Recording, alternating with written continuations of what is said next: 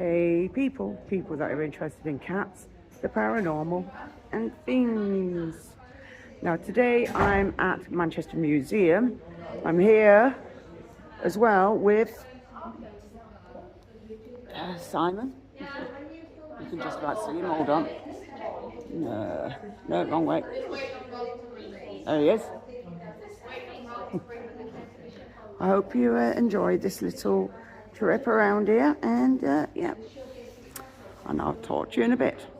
And we start off with what looks like the woolly mammoth, but obviously it has no wool, but the bones. But you know, Simon remembers them days very, very well, you know, in the caveman days.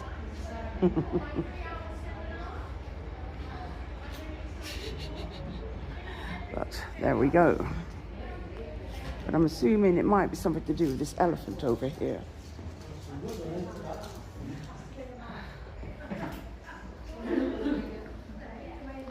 There's a little bit of history on about it. It's about the Indian elephant. So basically it isn't a woolly mammoth at all. It's just the Indian elephant. And there's a little story about it. So basically if you want to read it, stop the video now.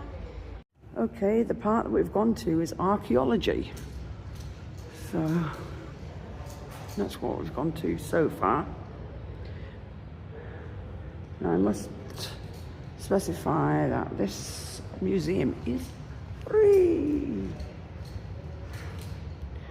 Some pottery. So we'll start around here. That is a tusk of a hippopotamus. And then we have bones of a mammoth. That'll be them. I can't get down there. If I get down there, I'll be staying down there. So one is the quartz and other stone tools from Crestwell Cags.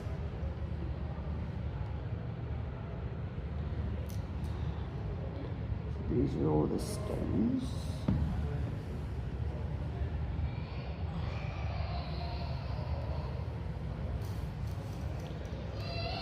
Two says breaking the time barrier. These are not very well marked at all. And three, Roman, medieval and modern pottery from Crestwell Cags. Then we've got flint point or knife from Crestwell Cags. So that'll be that. And it says worked flints from Crestwell Cracks. So that will be, where's number 5? 1, 2, 3, there's number 5. That's that one. 6. It's that one. What are you doing? It says plough, pebbles and stone pounder from Holderness, East Yorkshire.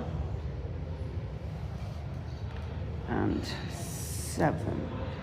The fudge is number 7. 3, 4, 7. Just get to a better angle. They are naming Pinhole Cave. Fudge.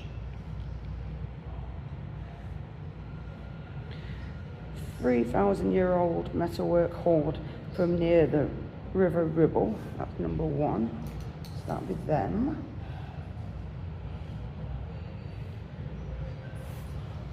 Number 2 is Bronze Age objects from Thomas Barrett's collection. So, number 2. Number 3 is the bronze axe head from Ireland. 3,000-year-old bronze objects from Lusterstan, Iran.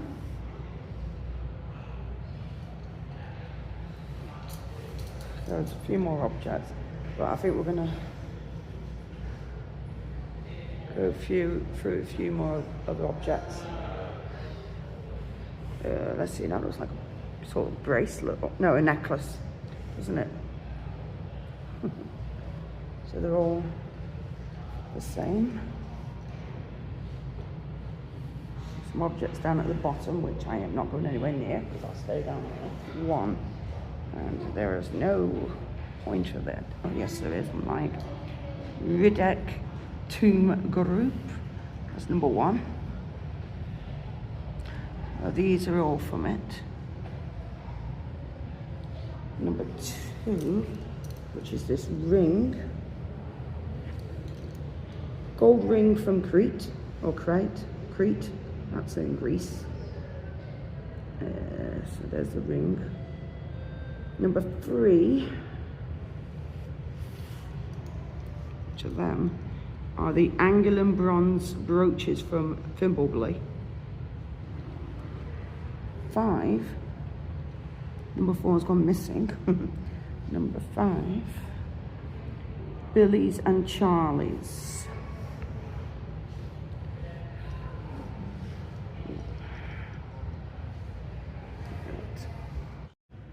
So we're going to Egypt and Sudan. So that says the predynastic period. Or pre-dynastic. Dynastic. Do you know what? I know. Egypt in Africa. Says, let's have a look at them. Groups of people from the northeast of Africa settled in the Nile Valley in what is now Egypt. Long before there was an organized state. The settlers were attracted by the fertile banks of the river and the wide variety of animals to hunt along the desert edges. Each year, rains from the highlands of Ethiopia caused the river to flood, leaving dark, fertile mud along the river banks, perfect for growing crops. The Egyptians named their country Kemet, the Black Land, after this life-giving mud. The hostile desert, in contrast, was Deseret, the Red Land.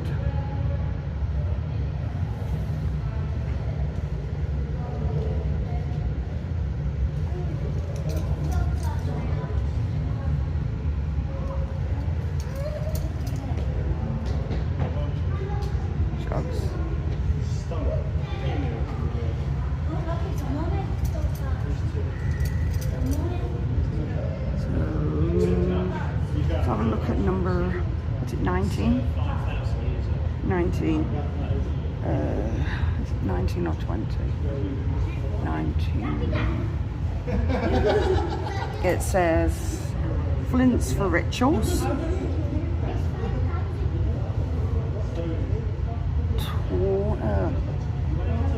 That goes 8. So they must be animals. They're reading the wrong way. Because that says 19, that says 18, but you think it'd go 9. That's bloody stupid. Animals, number 20, that is 19. And then 18 is flint tools. So it's reading back to front. Well, this is Simon's bed for the night. This is when I get annoyed with him. And he'll be joining the mummy in there. So he might be like, move over, mummy. But seriously, these are two brothers. Kunam Nakat. I think I'm saying that right. These are two brothers. So it's got a little plaque here. It says the tomb objects of two men named Nakat Anka and Nakum Nakat. I hope I've said that right. But cool. Let's go all the way around.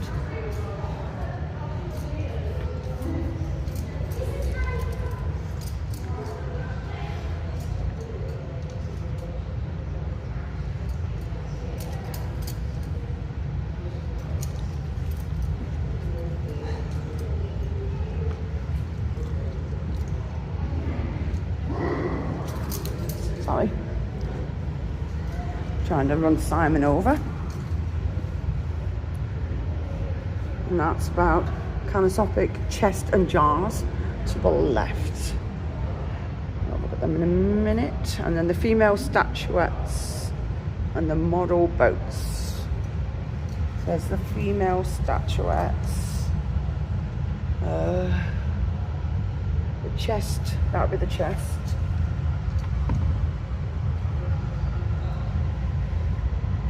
These will be things that will be with them for their afterlife. And the jars and the model boats.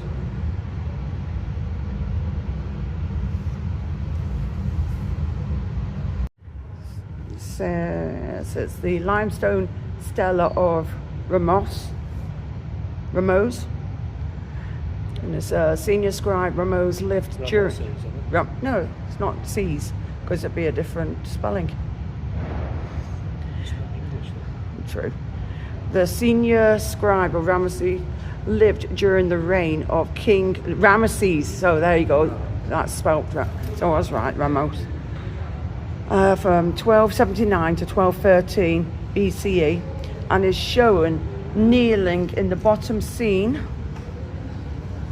I'll just show you all this. I know. Bottom scene. Where I'm up to. The hieroglyphic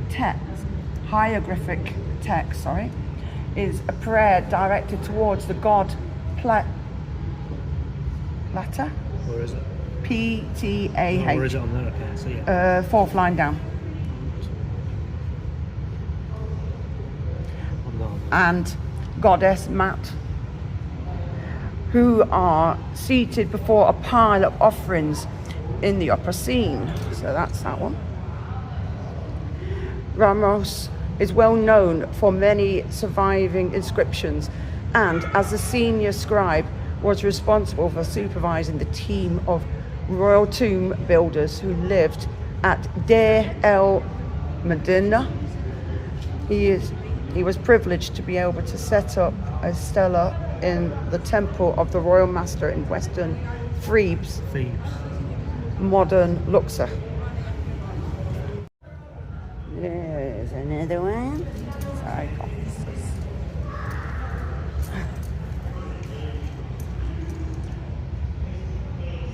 I'm assuming that is where the bones would be.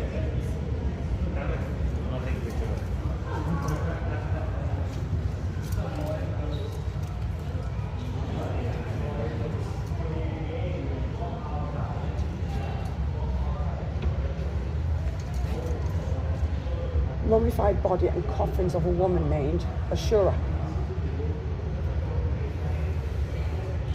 So there you go. So this is a sandstone lintel of King Ramesses III. So I'll show you all this.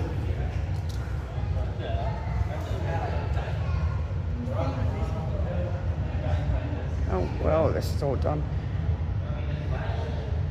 It's quite intact as well.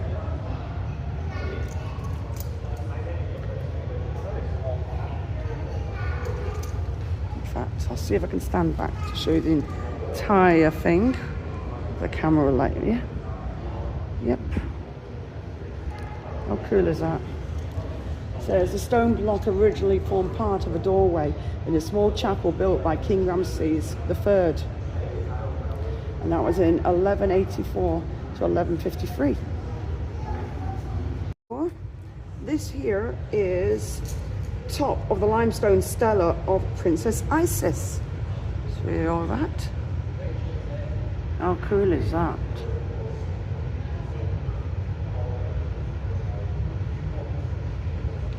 And this is Entering the Gods. unfortunately the shadowing is already on there and I can't get away from it.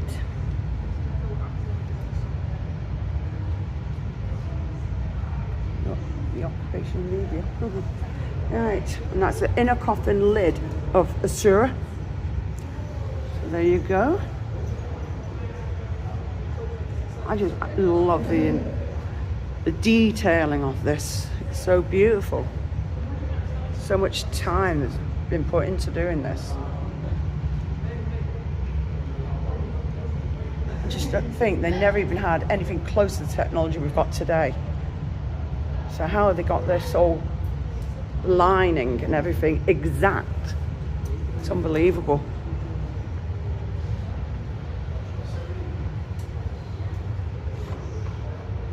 Oh, thank you. Then let's get this. This is, see the numbering on that is terrible. What number is that? Which one? This one here. That one, it says it's D. D, okay. D. Limestone statue of jackal god Anubis. There you go. There's Anubis. So there's more of the jackal god then, Anubis. I'm assuming that's Bast, a bass head. Oh no, he's at home. So, I think it's just a mummified cat. It says mummy, cat mummy, and wooden coffin. Yeah, so basically when they went away, they took the pets with them as well into the afterlife. So it isn't Bast. Never mind. So look at some of these. These are pretty cool.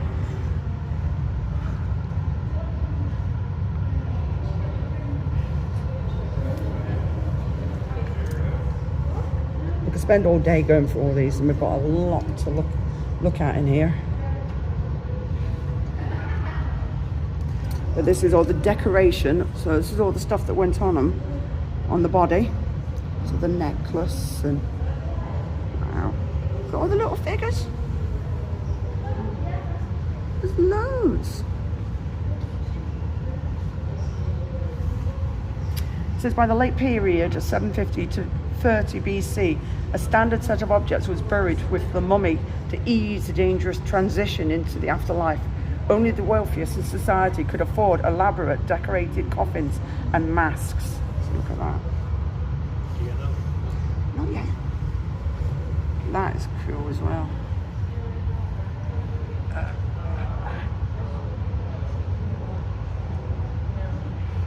Those who could afford it covered the objects with gold to imitate the gods. So there we go. Whom the Egyptians believed had golden skin. The mummies of both the rich and the less wealthy often wore amulets and powerful symbols and provided protection against harm. So there you go. It says mummification transformed the body into an eternal home for the spirit to enable the deceased to live again in the afterlife, wrapping and decorating the corpse made it appear like Osiris, the god of the dead and of rebirth. It was hoped that by looking like the god who triumphed over death,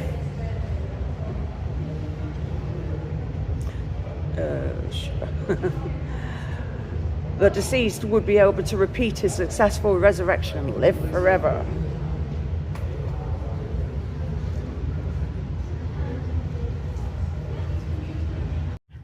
It says mummification transformed the body into an eternal home for the spirit to enable the deceased to live again in the afterlife, wrapping and decorating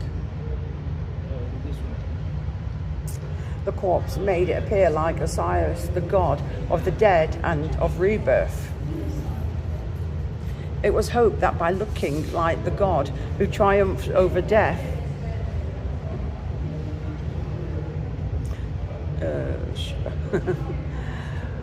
the deceased would be able to repeat his successful resurrection and live forever.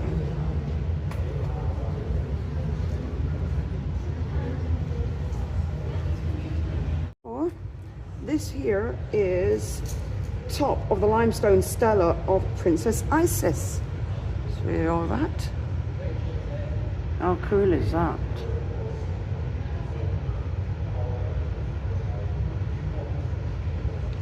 And this is Entering the Gods.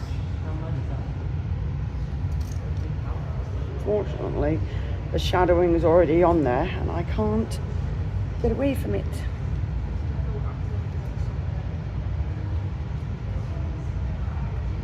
The occupation media. Right, and that's the inner coffin lid of Asura. So there you go. I just love the detailing of this. It's so beautiful. So much time has been put into doing this. I just don't think they never even had anything close to the technology we've got today. So how have they got this all lining and everything exact? It's unbelievable.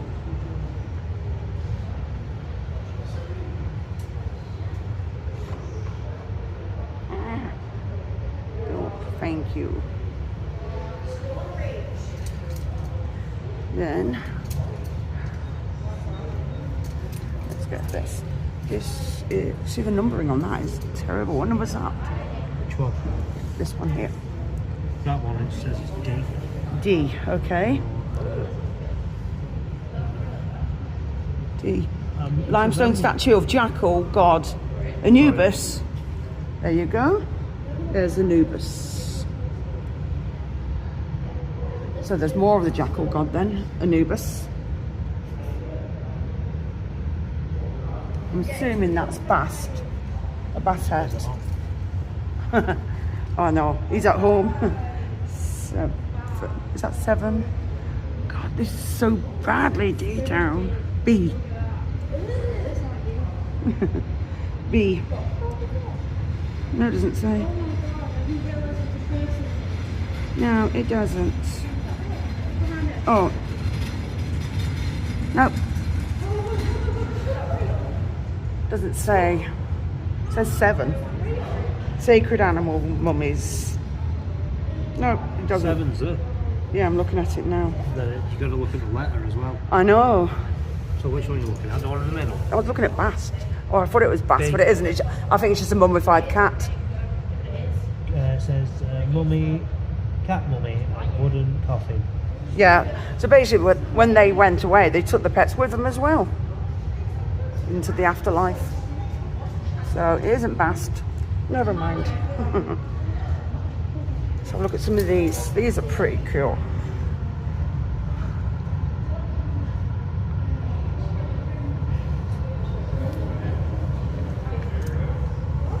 We could spend all day going through all these, and we've got a lot to look at in here. But this is all the decoration. So this is all the stuff that went on them, on the body. So the necklace and wow, got all the little figures. There's loads. It says by the late period of 750 to 30 BC, a standard set of objects was buried with the mummy to ease the dangerous transition into the afterlife. Only the wealthiest in society could afford elaborate decorated coffins and masks. So look at that. Not yet. That is cool as well.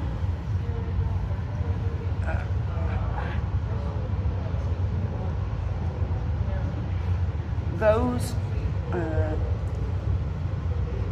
who could afford it covered the objects with gold to imitate the gods. So there we go. Whom the Egyptians believed had golden skin.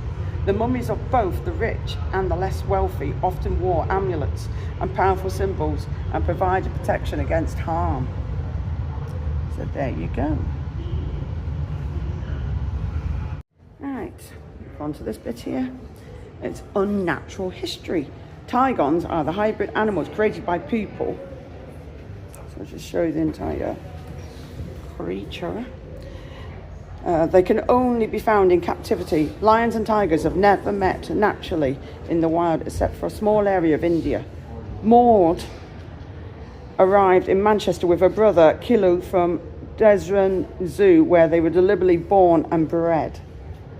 Maud was the star attraction at Bellevue Zoological Gardens. Bellevue, that's in Gorton. Nice. Alongside everything from thrilling roller coasters to grand ballrooms. UK zoos now focus on conservation work, supporting endangered species and inspiring visitors to care for nature. So there you go. And there's the original picture of the kitty. Come across this. It says Royal Institute of British Archaeologists, Regional Architecture Award. Yep. The Jesse Howarth Building opened October the 30th, 1912. And then we come across Buddha. I've actually got a cabinet full of Indian and Chinese. You know if it was a fake one, you know what set? What? I can't believe it's not Buddha. Oh dear. We're at Simon's favourite part because he lived with the dinosaurs.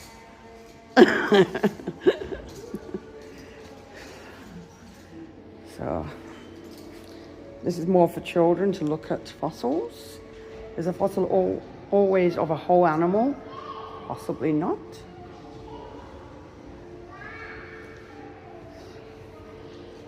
Can one rock contain different fossils?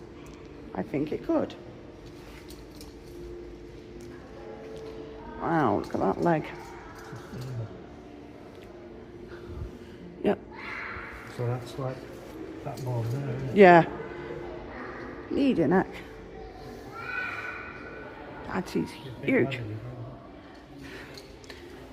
I was going to say, he'll be a big boy when he grows up. How do we know what the dinosaurs ate? Well, they obviously looked inside their stomachs. Sure, teeth, like in that film. Yeah. It's telling you the truth. I mean, anyway, has a dinosaur footprint.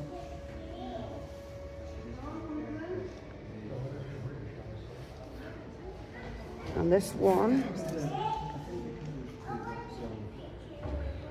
that footprint there, is from Scarborough, UK.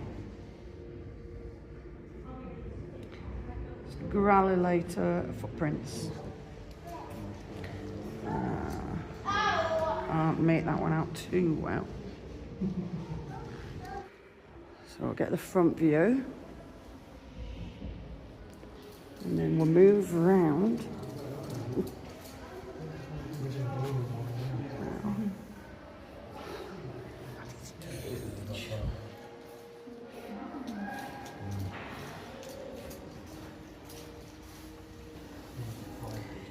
Skeleton of a bison. So it proves how big they are, of bisons. This is a prehistoric one, right? Yeah.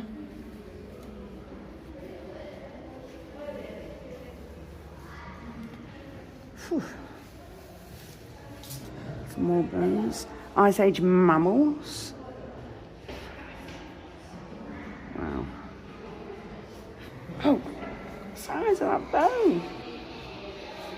That is huge. Eh? I know, I'm going to get to that one in a minute. This is part, it's part of a woolly mammoth, this. Yep. Teeth.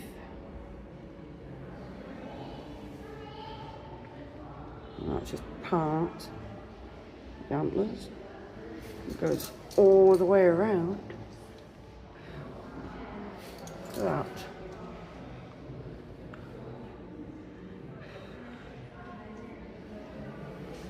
So many.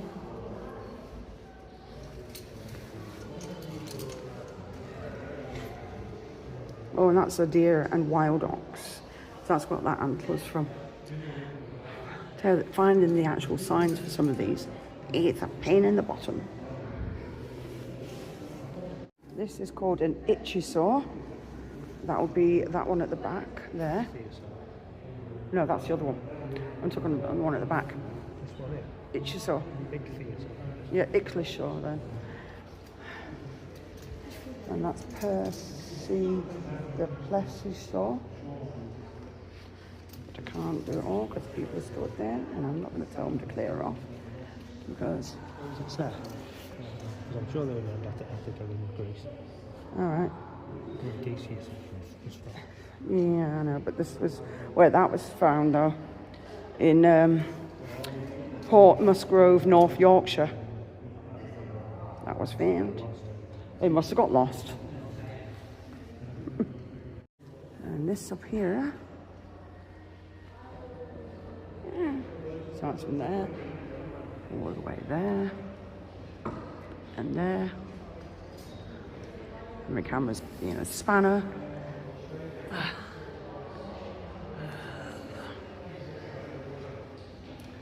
All the way there for the T-Rex, or the Tyrannosaurus Rex. And that's from South Dakota, USA.